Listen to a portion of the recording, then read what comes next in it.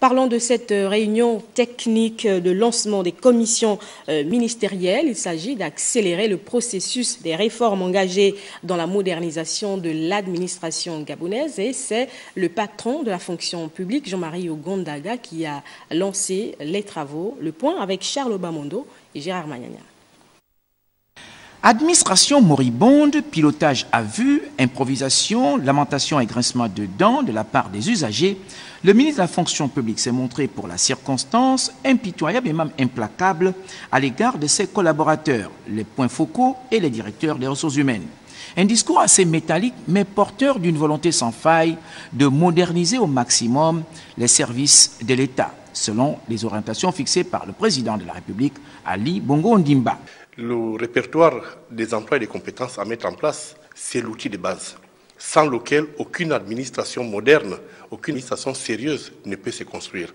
Parce que c'est de ces répertoires que découle la gestion prévisionnelle des emplois et des compétences. Le lancement de l'atelier de ce matin a ces triples objectifs. Premièrement, faire l'inventaire des emplois. Deuxièmement, codifier ces emplois et troisièmement, mettre des conditions de performance qui passent par une évaluation. En réalité, il s'agit d'opérer une véritable rupture avec les méthodes anciennes, les comportements rétrogrades en ralentissant ou en supprimant certains acquis, notamment les avancements automatiques et les mises en stage. Rien n'a été supprimé. Nous avons tout simplement ralenti le rythme des envois en stage. Avant, nous faisions des envois en stage quasiment des commissions chaque année. Et moi qui vous parle, j'étais moi-même vice-président représentant le ministère du Budget.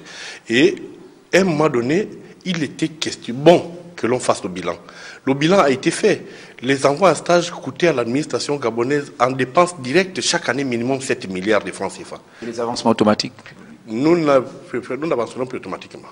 Nous avancerons au mérite. Nous avancerons au mérite parce que nous étions la seule administration à avancer automatiquement. Là, je vous le dis. À l'enseignement supérieur, allez-y voir. Ils ne sont pas professeurs parce qu'ils sont avancés automatiquement. Ils sont professeurs parce qu'ils ont participé au concours. Ils sont inscrits dans les listes d'aptitude du CAMES. Et la même chose pour nos médecins. Nos militaires, la même chose. Pourquoi les fonctionnaires n'avanceraient-ils pas au mérite? Les responsables des administrations devront s'inspirer des schémas déjà existants, les compléter et présenter les résultats dans un délai de 3 mois, le temps de finaliser toutes les stratégies nécessaires avec les partenaires extérieurs.